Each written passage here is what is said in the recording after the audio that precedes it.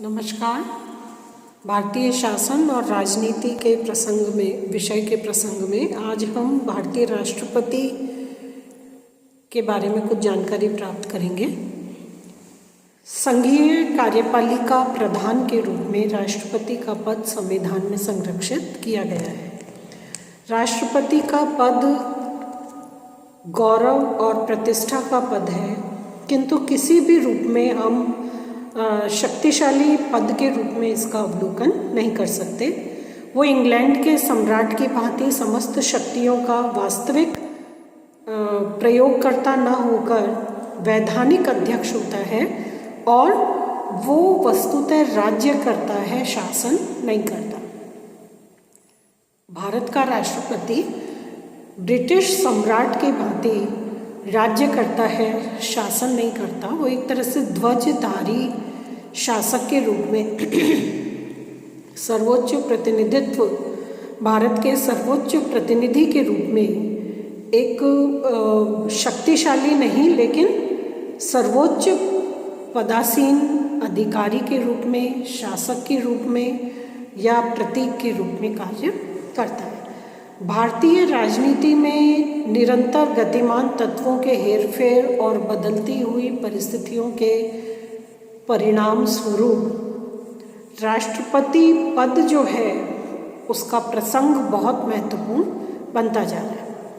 उत्साह और एक प्रकार से सरगर्मी का ये प्रसंग आश्चर्यजनक इसलिए भी है क्योंकि भारतीय शासन की प्रकृति जो है वो संसदीय शासन व्यवस्था की है, जिसमें दोहरी कार्यपालिका होती है, नाम मात्र की और वास्तविक कार्यपालिका।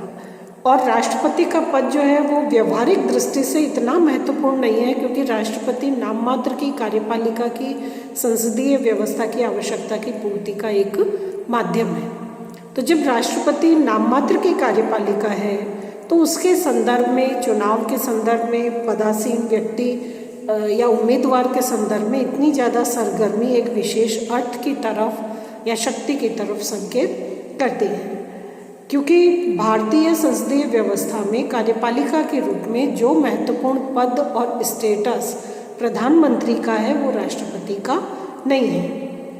अमेरिका में तो ये सब कुछ सरगर्मी और जो एक तरह से अत्यधिक क्रियाशीलता है वो कुछ न्यायोचित लगती है, क्योंकि वहाँ पर अध्यक्षात्मक व्यवस्था है और राष्ट्रपति समस्त शक्तियों के लिए कार्यपालिका प्रधान की भूमिका में रहता है। लेकिन भारत के संदर्भ में ये चीज़ थोड़ा शक्ति की दृष्टि से एक बहुत बड़ा प्रश्न चिन्ह जो है वो व्यवस्था और प्रक्रिया पर लगाती है। राष्ट्रपति पद के प्रति आशा और आकांक्षा संपूर्ण राजनीतिक दलों की उसके चुनाव में एक प्रकार से सतर्क हो जाना, सतर्कता कुछ अर्थ तो रखती है और उसमें निहित क्षमताएं जो है, राष्ट्रपति पद में निहित क्षमताओं की ओर इंगित करती है, संकेत करती है कि यही वो आधार है जिसके कारण राष्ट्रपति पद के प्रति रुझान समस्त राजनीतिक दलों का इतना अधिक सक्रिय रूप में देखा जाता है। राष्ट्रपति पद के संदर्भ में जो संवैधानिक परंपराओं का प्रश्न है उसके बारे में डॉक्टर राजेंद्र प्रसाद का एक कथन था कि संविधान में ऐसी कोई बात नहीं है जिसके कारण राष्ट्रपति मंत्रिमंडल की सलाह मानने के लिए बाध्य हो। लेकिन फिर भी ये आशा की जाती है कि जिस तरह की एक परंपरा ब्रिटिश राजा हमेशा अपने मंत्रियों की सलाह मानता है और उसके अनुसार कार्य करता है, वैसी ही प्रथा या परंपरा इस भारत देश में भी स्थापित हो जाएगी और राष्ट्रपति सभी बातों में सिर्फ नाम मात्र का प्रधान ही रह जाएगा।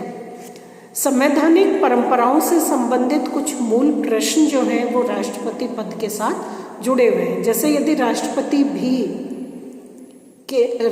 द्वारा भी यदि संवैधानिक परंपराओं का उल्लंघन किया जाता है तो क्या इसका प्रभाव हमारी भारतीय शासन व्यवस्था पर पड़ेगा, या राष्ट्रपति द्वारा संवैधानिक परंपराओं का उल्लंघन करना क्या कोई संवैधानिक औचित्य रखता है, या जब सभी क्षेत्रों में परंपरा से हटकर लीक से हटकर आचरण करने की प्रवृत्ति बढ़ रही है, सक्रिय रूप में देखी जाती है, तो क्या राष्ट्रपति उससे अछूता रह पाएगा? एक प्रश्न ये भी है कि इस भारतीय संविधान ऐसी विषम परिस्थितियों में राष्ट्रपति से क्या अपेक्षा रखता है, क्या उम्मीद करता है? राष्ट्रपति को अपने पद और गौरव को रखते हुए किस प्रकार से एक तटस्थ और निष्पक्ष जिम्मेदार शासक की भूमिका अदा करनी है? तो राष्ट्रपति पद के संदर्भ में ये जो कुछ संकेत हैं, ये निश्चित रूप से एक बहुत व्यवहारिक रूप में राष्ट्रपति पद और उसकी मर्यादा, राष्ट्रपति के बारे में शक्ति की संभावनाएं, प्रयोग में शक्ति की संभावनाएं, इन सब की तरफ ध्यान आकर्षित करती है। राष्ट्रपति पद जो है, इसमें विरोधी दल का जो दृष्टिकोण है वो ये मान्यता रखता है कि केंद्रीय शासक दल को अवांछनीय कार्य करने से रोकने में राष्ट्रपति को एक सक्रिय भूमिका निभानी चाहिए। राष्ट्रपति पद के बारे में सत्तारूढ़ दल का जो दृष्टिकोण है वो है कि ये गिरती हुई सरकार का एक बड़ा सहारा बन सके, इस तरह की भूमिका राष्ट्रपति को करनी चाहिए। इसलिए राष्ट्रपति के पद की ओर आकर्षण जो है वो सत्ता प्रधान और एक प्रकार से पेशोपेश में उलझी जो स्वार्थपरक राजनीति है उसका परिणाम है। अन्यथा सैद्धांतिक रूप में भारतीय संविधान में संसदीय व्यवस्था के आधार पर ऐसा एक प्रकार का आधार बनाया गया है कि राष्ट्रपति तटस्थ निरपेक्ष होकर भी बिना किसी राजनीतिक दखल के, विशेष सक्रिय दखल के, ध्वजधारी शासक के रूप में नाम मात्र की कार्यपालिका की भूमिका अदा कर सकता है। कार्यभार संभालने से पहले जो राष्ट्रपति द्वारा शपथ ली जाती है वो कुछ दायित्व सौंपती है और इस आधार पर राष्ट्रपति जो है वो एक ऐसी स्थिति जो संवैधानिक प्रावधानों को पूरा करने में सहायक सिद्ध हो सके के समान व्यवहार करने की उससे उम्मीद या अपेक्षा की जाती है। राष्ट्रपति का पद संघीय कार्यपालिका में सर्वोच्चता का प्रतीक माना जाता है और राष्ट्रपति पद से संबंधित कुछ संवैधानिक जो उपबंध हैं, आर्टिकल्स हैं, उनकी व्यवस्था की गई है। जैसे आर्टिकल 53, अनुच्छेद 53 व्यवस्था करता है कि राष्ट्रपति संघ की कार्यकारी शक्ति का या तो स्वयं अथवा अपने अधीनस्थ पदाधिकारियों के माध्यम से संविधान के अनुसार इसका प्रयोग करेगा। इसी प्रकार आर्टिकल 74 यह व्यवस्था देता है कि राष्ट्रपति को अपने कार्यों का संपादन करने में सहायता और मंत्रणा प्रदान करने के लिए एक मंत्री परिषद होगी जिसका प्रधान जो है वो प्रधानमंत्री होगा। तो कार्यपालिका संदर्भ में राष्ट्रपति, प्रधानमंत्री और मंत्रिमंडल ये एक कार्यपालिका यूनिट के रूप में कार्य करेंगे। सर्वे सर्वा राष्ट्रपति है सैद्धांतिक रूप में, व्यावहारिक रूप में उसके कार्यों को एग्जीक्यूट करने के लिए, कार्यपालिका संबंधी कार्यों को संपन्न करने के लिए व्यवहारिक प्रधान के रूप में प्रधानमंत्री और मंत्रिमंडल है। राष्ट्रपति पद के लिए जो योग्यताएं उसमें भारत का नागरिक होना चाहिए, 35 वर्ष की उम्र उसकी होनी चाहिए, लोकसभा का सदस्य निर्वाचित होने की योग्यता और क्षमता जो है वो राष्ट्रपति पद का उम्मीदवार रखता हो, केंद्र या स्थानीय या अन्य स्तर की सत्ता के अधीन किसी लाभ के पद पर नियुक्त नहीं होना चाहिए। और अनुच्छेद 59 ये व्यवस्था देता है कि वो संसद या राज्य विधानसभा के किसी भी सदन का सदस्य नहीं होना चाहिए। राष्ट्रपति के निर्वाचन के लिए अनुच्छेद 54-53 में कुछ प्रावधान और व्यवस्थाएं दी गई हैं जिसके अंतर्गत राष्ट्रपति जनता द्वारा प्रत्यक्ष रूप से निर्वाचित नहीं होता। भारतीय राष्ट्रपति का चुनाव अप्रत्यक्ष रूप से गुप्त मतदान के द्वारा किया जाता है जिसमें एकल आनुपातिक प्रतिनिधित्व के एकल हस्तांतरणीय मत के आधार पर निर्वाचक मंडल के द्वारा चुनाव किया जाता है। इस निर्वाचक मंडल में संसद के दोनों सदनों के निर्वाचित सदस्य और राज्यों की विधानसभाओं के निर्वाचित सदस्य भाग लेते हैं। इस प्रावधान को यदि हम और स्पष्ट करें तो पहली बात कि राज्यों को शामिल करने का कारण ये था कि राष्ट्रपति केवल केंद्रीय शासक नहीं है वरन संपूर्ण भारतीय संघ का प्रधान है। इसलिए संसद के निर्वाचित दोनों सदनों के निर्वाचित सदस्यों के साथ साथ राज्यों की विधानसभाओं के निर्वाचित सदस्यों को भी इसमें शामिल किया गया है। दूसरी बात है कि राज्य परिषद जिन राज्यों में है सिर्फ राज्य विधानसभा के निर्वाचित सदस्य भाग लेते हैं। राज्य परिषदों को चुनाव में, राष्ट्रपति के चुनाव में भाग लेने का अधिकार नहीं है। इसके अतिरिक्त जो मनोनीत सदस्य होते हैं, जैसे राज्यसभा के लिए 12 सदस्य हैं, तो मनोनीत सदस्यों को निर्वाचन की प्रक्रिया में भाग लेने से वंचित किया गया है। और केंद्र शासित प्रदेश जो हैं, इन केंद्र शासित प्रदेशों की विधानसभाओं के सदस्य भी निर्वाचन में, राष्ट्रपति के निर्वाचन में भाग नहीं लेते। निर्वाचक मंडल जो बना वो है संसद के दोनों सदनों के निर्वाचित सदस्य और राज्यों के विधानसभाओं के निर्वाचित सदस्य, विधान परिषद के सदस्य या मनोनीत सदस्य या केंद्र शासित राज्यों के जो सदस्य हैं वे राष्ट्रपति के चुनाव में भाग नहीं लेते। ये निर्वाचक मंडल एकल संक्रमणीय मत पद्धति के द्वारा गुप्त मतदान का प्रयोग करते हुए राष्ट्रपति का चुनाव करता है। चुनाव में मतों का न्यूनतम कोटा प्राप्त करना आवश्यक होता है ताकि स्पष्ट बहुमत प्राप्त होने पर ही किसी उम्मीदवार को राष्ट्रपति घोषित किया जा सके। इसके लिए कुछ सूत्र हैं।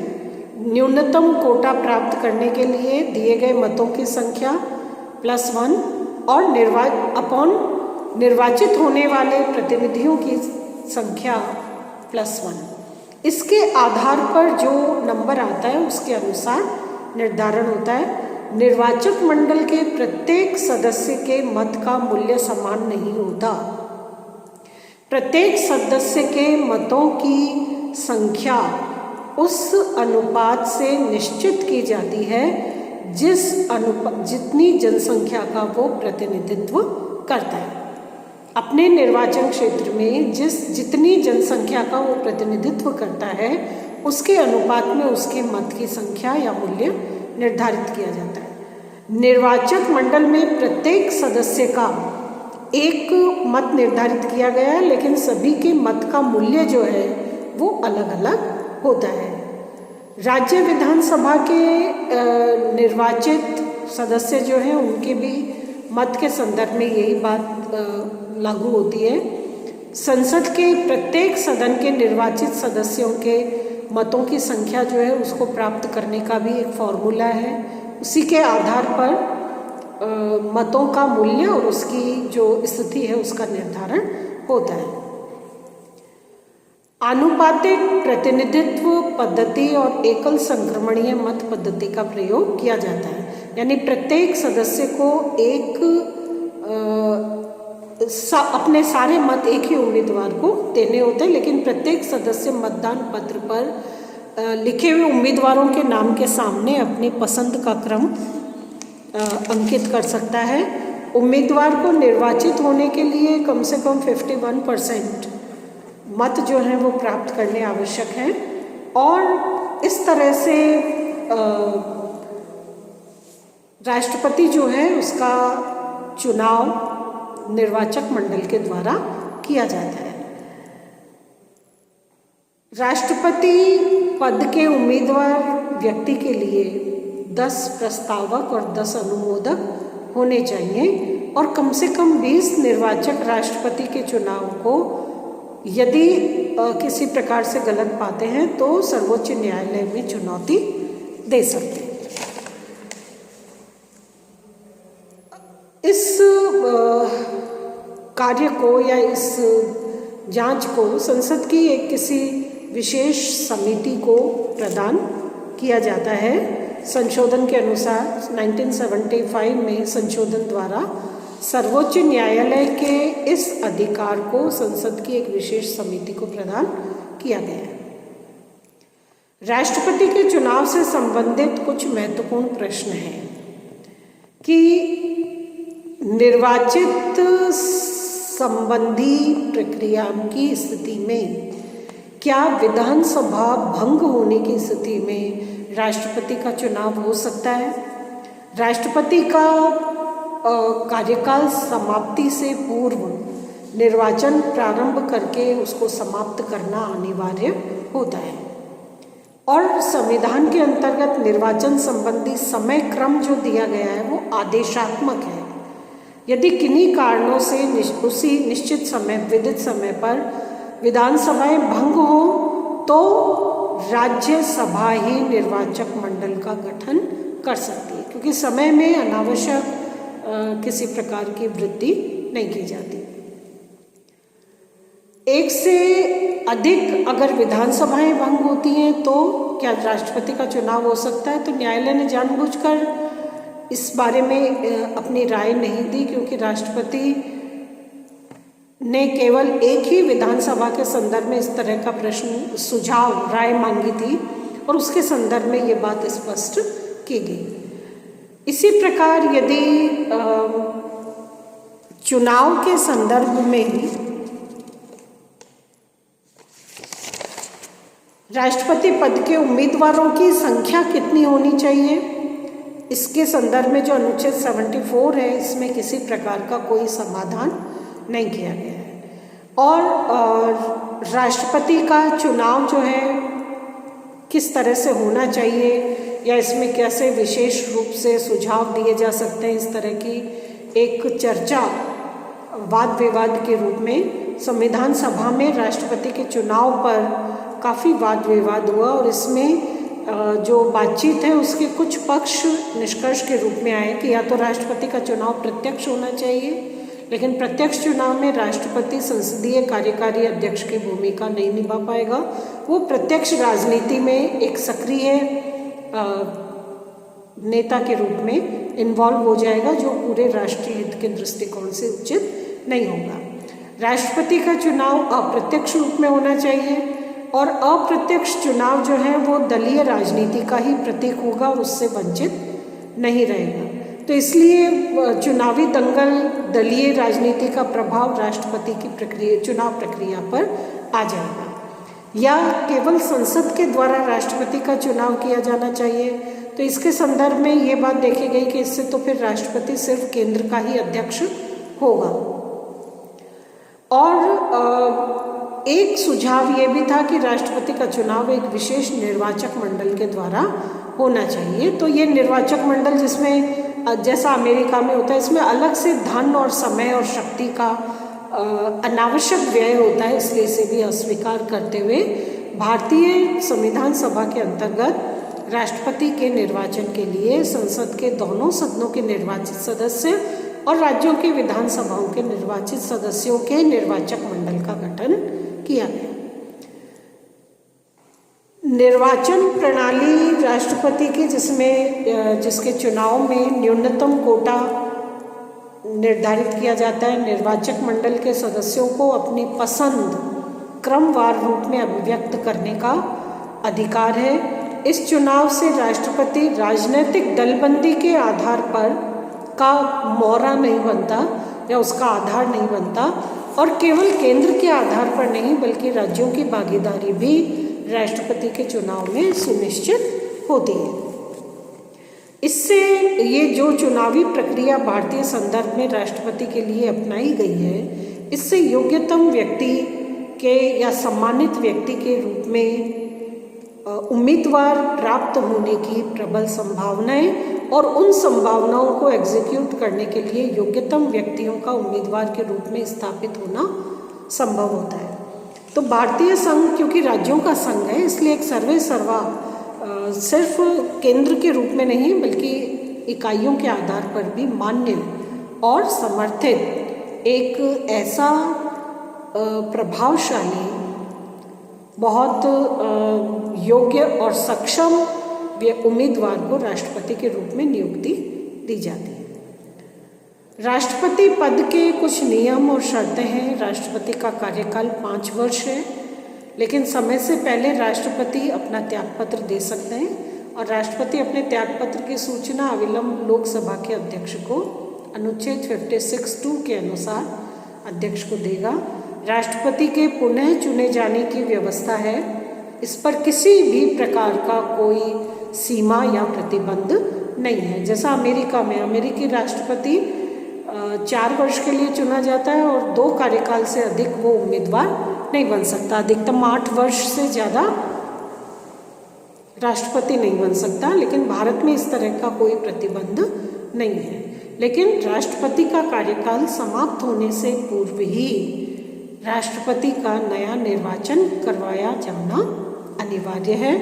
पद की शपथ अनुच्छेद 60 के अनुसार मुख्य न्यायाधीश की उपस्थिति में अपने कार्यों को निष्ठापूर्वक संपन्न करने, संविधान और विधि का परिरक्षण करने और भारतीय जनता की सेवा और कल्याण करने की नीति और भाव से संबंधित शपथ जो है वो राष्ट्रपति के द्वारा ली जाती है।